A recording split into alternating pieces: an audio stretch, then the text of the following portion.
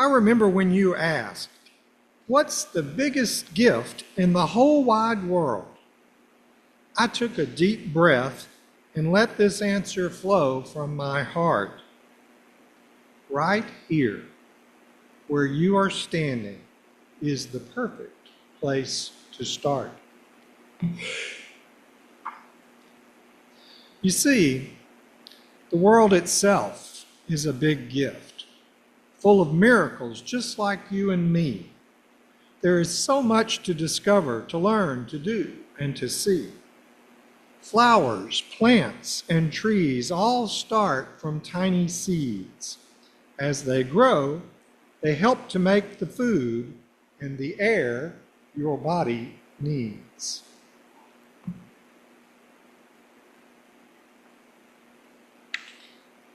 Our oceans are a treasure chest filled with creatures big and small. You'll find turtles, fish, and whales, and crabs that do the sideways crawl.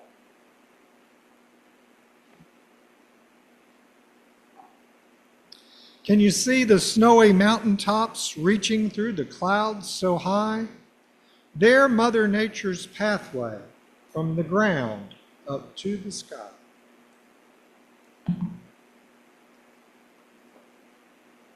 The sun shines down upon us, a giant smile so bright, painting the world in colors until you go to sleep at night.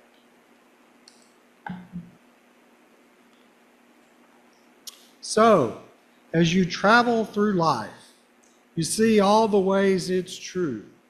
You are a gift to the world, and the world is a gift to you. Right.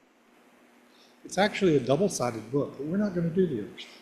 $10 and you're like, shit.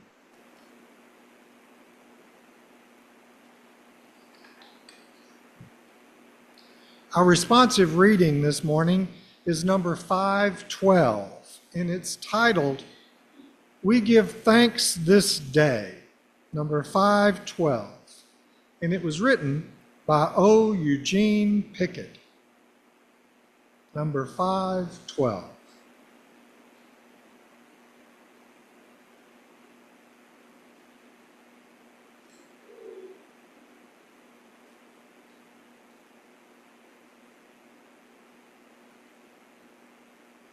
For the expanding grandeur of creation, worlds known and unknown, galaxies beyond galaxies, filling us with awe and challenging our imaginations.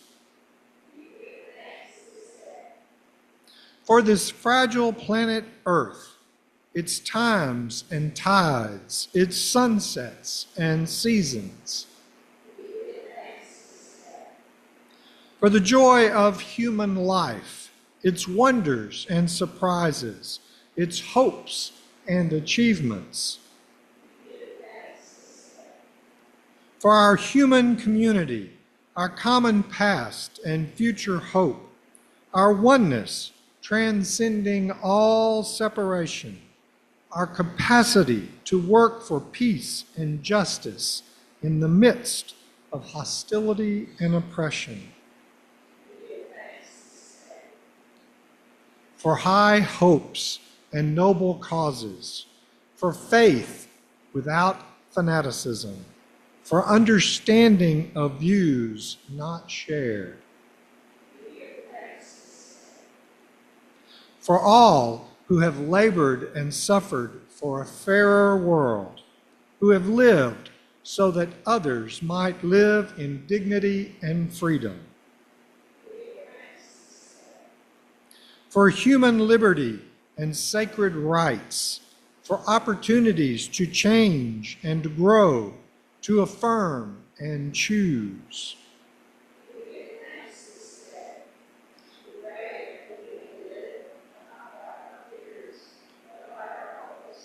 Not by our words, but by our deeds.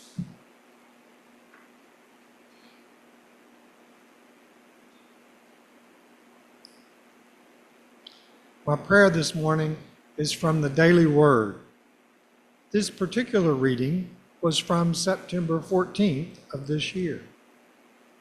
Please close your eyes or center yourself in whatever way works for you as we enter into a time of prayer and meditation.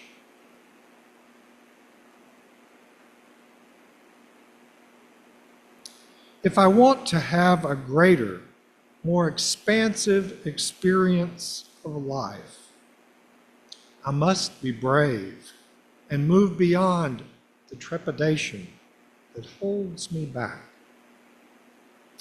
I do not judge myself for hesitating, but I don't let it stop me. Instead, I take my reluctance as a cue to call upon the strength within me to push past my fear and move forward. So much of life lies on the other side of my fear. I believe I am meant to live a fulfilling, satisfying life. Whether I'm interested in having grand adventures or simply stepping out of my comfort zone and trying new things, I can rely on the divine within me as I summon the courage to do new things. I affirm, I am brave. As this becomes the truth of my heart, my experience of life expands.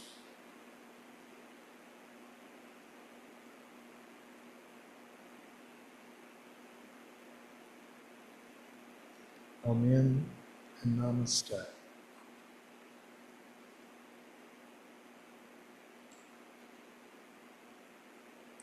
Christmas for many children is all about gifts. At least it was for me. One particular Christmas, when I was about 12, I wanted a mini bike, which was a very small motorcycle. What I got was an air hockey game. To say the least, I was very disappointed. Looking back, though, I realized not getting a mini bike may have been a much better gift. Just a couple of years later, one cousin was killed on a motorcycle, and my best friend was in another motorcycle accident and in a coma for weeks. He never fully recovered. So maybe what I really received that Christmas was a better shot at actually living. We don't always get the gifts we want, but here at the end of another year, I want us to consciously be grateful for another year, and the best gift of all, the gift of life, one many of us take for granted. In order to reinforce my idea, I'm going to share an acrostic sermon where each of the main ideas starts with one of the letters from the word life. So here goes. L is for light. Not only has this been a season of gifts, it's also a season of light. Light on the Christmas tree and lights on all the beautiful holiday decorations we see around town. Lights have become a traditional part of the holiday season, and it started out as a celebration of light's symbolic victory over darkness with the winter solstice. Sadly, it seems too many of us are dwelling on the political darkness we believe has taken over. But that darkness will not win. Open your eyes and look around at all the light from individuals who are actively battling the darkness on our behalf. Stoic philosopher Marcus Aurelius wrote, "It's like a bonfire, overpowering the objects that are thrown into it. A small fire can be easily extinguished by them, but a strong blaze quickly utilizes all the objects that are piled onto it, consumes them, and uses them to grow even stronger. Frustration and anger are fueling many fires around the country, and the light from those fires is waking people up. Your courageous school board members are a shining example. And the recent outcome of Miami's mayoral election is another example. Life is, and always has been, cyclical. And new light will always find ways to conquer the darkness. So don't give up hope. Remember, L is for light. It will seep through the cracks caused by injustice, and it will light the path to a better future. I is for imagination, something we all have, but some of us use better than others. I recently read a fascinating and uplifting story that reminds me of my assertion. In 2008, Dr. Laura Stachel was stunned on a trip to Nigeria where she watched doctors perform an emergency cesarean section. She says, "The lights went out, and I wondered, how were they going to finish? I didn't see people reacting because it was something they were used to." During that 2-week trip, Stachel observed midwives using all kinds of makeshift light, including candles, flashlights, and even cell phones. One midwife talked about a delivery where the power went out just as the baby was coming. In desperation, they were forced to light a wall calendar on fire to provide light for the birth.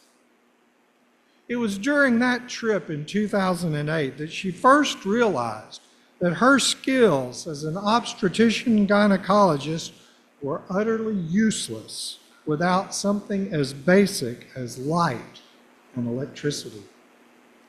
Those events inspired Stachel to find a way to help midwives and clinics around the world without access to stable electricity. She worked with her husband, Hal Aronson, a solar energy educator, to design a solar suitcase to help doctors and midwives have both electricity and light to save moms and babies during childbirth. They created a small kit that included several solar panels, lights, and it also acted as an energy source. She intended the kit to be for demonstration, solely for use in seeking funding and to show Nigerian doctors what she was hoping to achieve. Instead, the doctors said, "This is incredible. You have to leave it with us. This could help us save lives right now." That urgent response convinced Stachel and Aronson to turn their prototype into a mission. In 2010, they founded We Care Solar, a nonprofit organization dedicated to bringing reliable solar power to health facilities lacking electricity. Today, every 10 seconds, a baby is born in a clinic illuminated by a solar suitcase. Its life-saving impact is evident in the countless stories shared by health workers. A nurse in Tanzania recounted one emergency where a mother came in very early in the morning, about 5 a.m. She'd already delivered her baby at home, but she still had continuous bleeding, so she came to the facility. The solar suitcase light helped the nurse remove the retained placenta and save the mother. Joe Mende, a community health worker in Sierra Leone, described the transformation after installing a solar suitcase. The clinic is an island of light in a sea of darkness. Research backs up their powerful stories. A study in 2020 by researchers from the Harvard School of Public Health on the use of solar suitcases found that before installation, healthcare providers were only able to provide 42% of essential services. After installing the solar suitcases, quality increased and delays decreased, with the largest impacts on infection control, prevention of postpartum hemorrhage, and with care specific for newborn babies. Since its founding, Dr. Stachel's organization has equipped over 10,000 health facilities with solar suitcases and trained over 42,000 health workers in more than 25 countries, providing access to safer deliveries for over 18 million mothers and newborns. In this season, when we celebrate the birth of one special child on December 25th, now, because of Dr. Laura Stachel's imagination, people all around the world are celebrating new births every 10 seconds. So, put your imaginations to work and help others who are also in need. F is for focus. We need light to see clearly, but we also need to be careful what we focus on. And we shouldn't accept every gift that we're offered. One day, the Buddha and a large following of monks and nuns were passing through a village. The Buddha chose a large shade tree to sit beneath so the group could rest out of the heat. Soon, villagers heard about the visiting teacher, and many gathered around to hear him. One surly young man stood to the side, watching as the crowd grew larger and larger. Impatient with the bulging crowd of monks and villagers, he shouted at the Buddha, "Go away!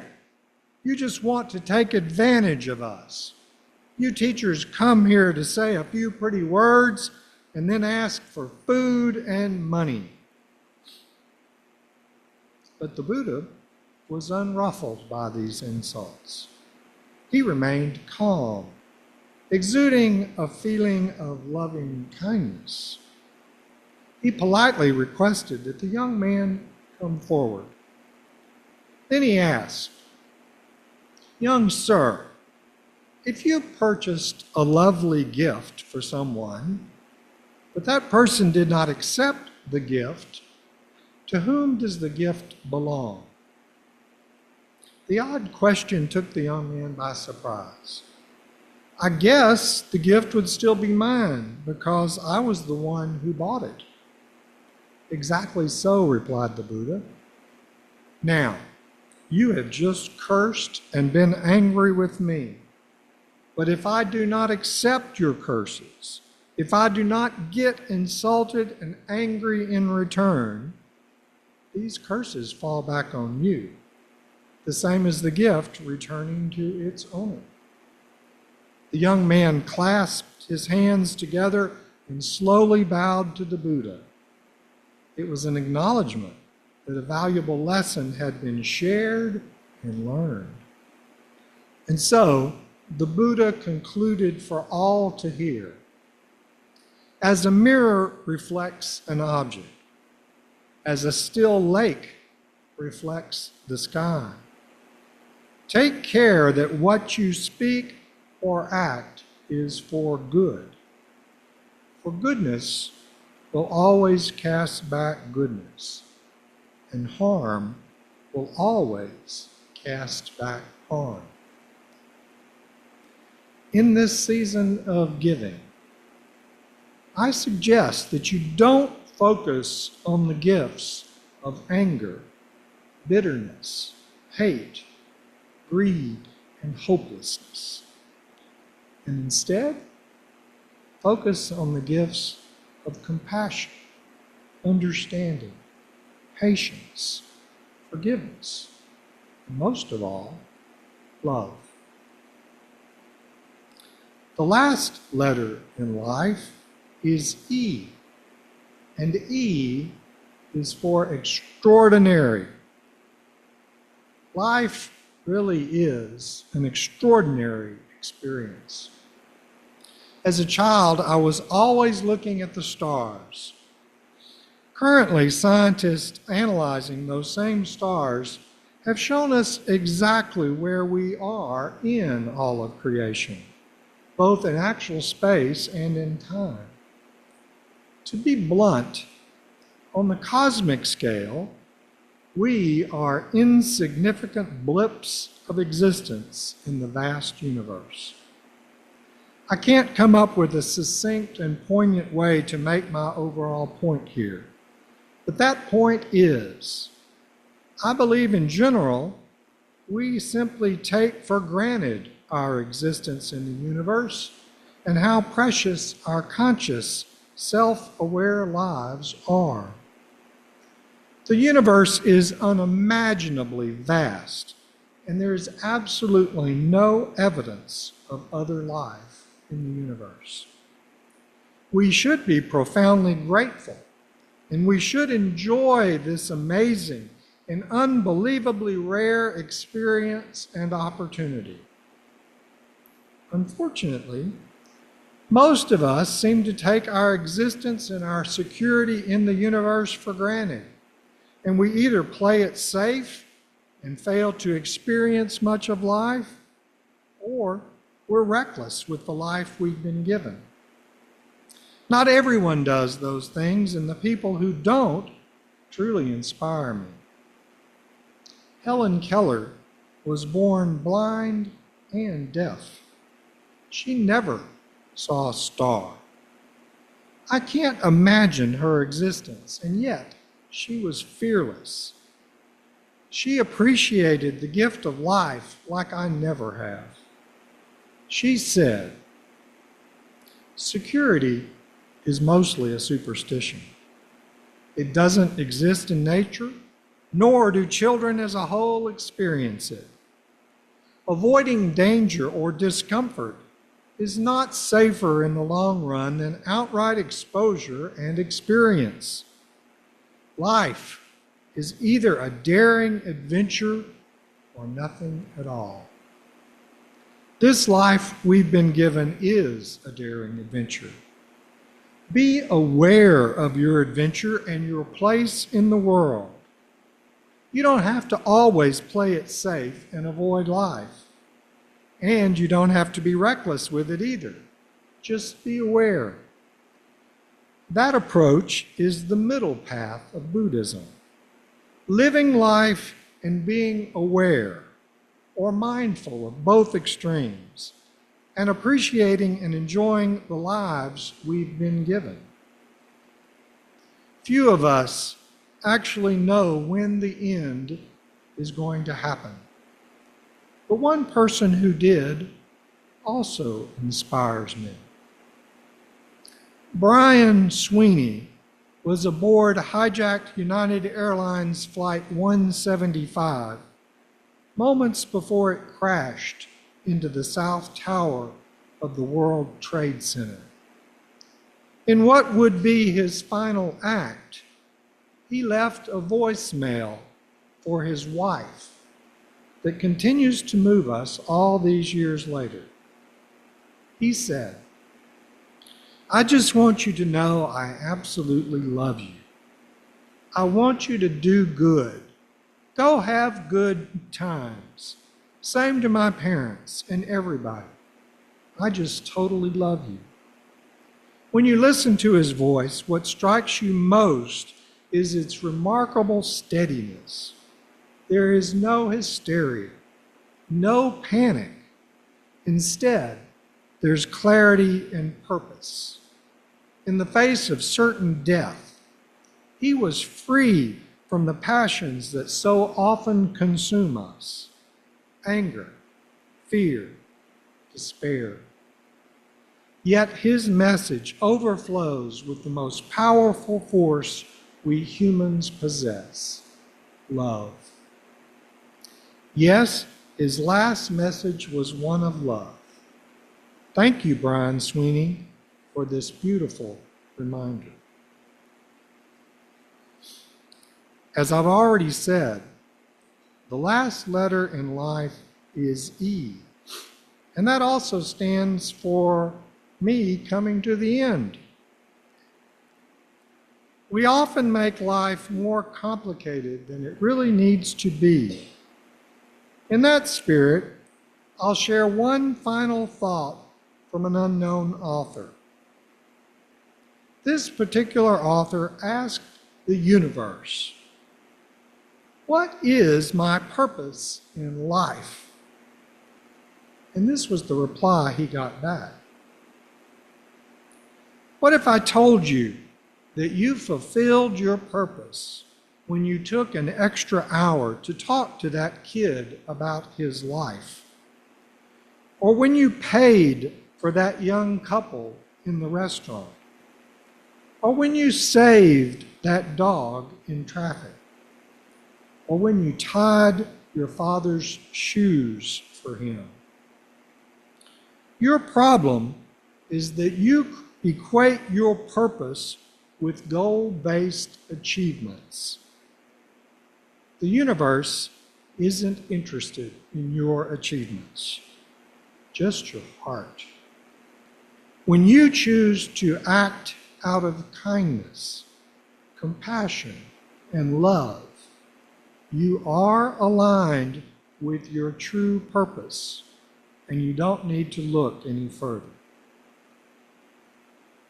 In conclusion, as we end this year, please remember to really live and enjoy your life, because life is the very, very best gift of all.